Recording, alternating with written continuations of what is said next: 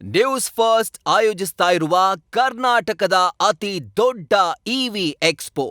ನಿವೃತ್ತಿ ಪಡೆದು ನಂತರ ಸ್ವಾಮೀಜಿ ಆದಂತಹ ವ್ಯಕ್ತಿಗೂ ಕೂಡ ಸರ್ಕಾರದಲ್ಲಿ ಪ್ರಮೋಷನ್ ಸಿಗತ್ತೆ.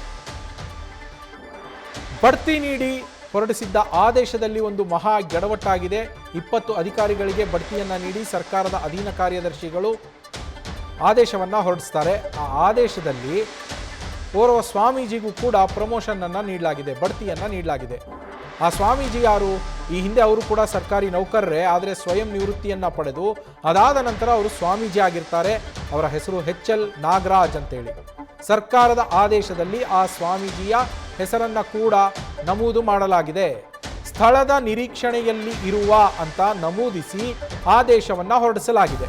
ಈ ಹಿಂದೆ HL ನಾಗರಾಜ್ ಅವರು ಮಂಡ್ಯದಲ್ಲಿ ಅಪರ ಜಿಲ್ಲಾಧಿಕಾರಿಗಳಾಗಿ ಕಾರ್ಯನಿರ್ವಹಿಸಿದ್ರು. ಈಗ ಅವರು ಅವರು ಸನ್ಯಾಸತ್ವವನ್ನು ಪಡೆದು ಸ್ವಾಮೀಜಿಗಳಾಗಿದ್ದಾರೆ. ನಿಶ್ಚಲಾನಂದನಾಥ ಶ್ರೀಗಳವರೀಗ ವಿಶ್ವ ಒಕ್ಕಲಿಗ ಮಹಾಸಂಸ್ಥಾನದ ಪೀಠಾಧಿಪತಿಗಳಾಗಿರುವಂತಹ ನಿಶ್ಚಲಾನಂದನಾಥ ಸ್ವಾಮೀಜಿ ಪೂರ್ವಾಶ್ರಮದಲ್ಲಿ ಅವರು HL ನಾಗರಾಜ್. ಆಗ ಅವರು ಸರ್ಕಾರಿ ಸೇವೆಯಲ್ಲಿದ್ದರು. ಮಂಡ್ಯ ಜಿಲ್ಲೆಯ ಅಪರ ಜಿಲ್ಲಾಧಿಕಾರಿಗಳಾಗಿ ಕಾರ್ಯನಿರ್ವಹಿಸ್ತಾ ಇದ್ರು. ಅವ್ರಿಗೂ ಕೂಡ ಈಗ ಪ್ರಮೋಷನ್ ಭಾಗ್ಯ ನಿಶ್ಚಲಾನಂದನಾಥ ಶ್ರೀಗಳಿಗೆ.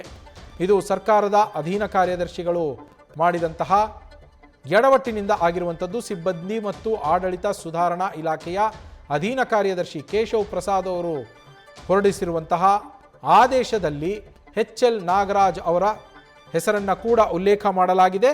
ಸ್ಥಳವನ್ನು ಕಾಯ್ದಿರಿಸಿ ಅವರಿಗೆ ಪ್ರಮೋಷನ್ ಅನ್ನು ನೀಡಲಾಗಿದೆ. ನಮ್ಮ ಮಂಡ್ಯ ಪ್ರತಿನಿಧಿ ನಂದೀಶ್ ಫೋನ್ ಸಂಪರ್ಕದಲ್ಲಿದ್ದಾರೆ.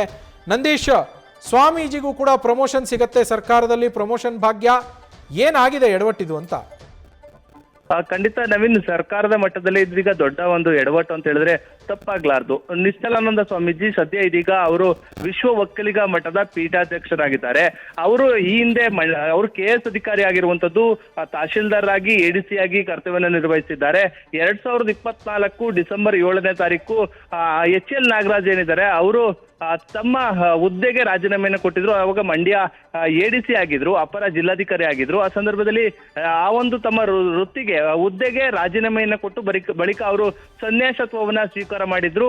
ವಿಶ್ವ ಒಕ್ಕಲಿಗ ಮಠದ ಪೀಠಾಧ್ಯಕ್ಷರಾಗಿ ಈಗಾಗಲೇ ನೇಮಕವಾಗಿರುವಂತದ್ದು. ಅವರು ಈಗಾಗಲೇ ಹುದ್ದೆಗೆ ರಾಜೀನಾಮೆ ಕೊಟ್ಟು ಬರೋಬ್ಬರಿ 1 ವರ್ಷಗಳೇ ಕಳೆದಿದೆ.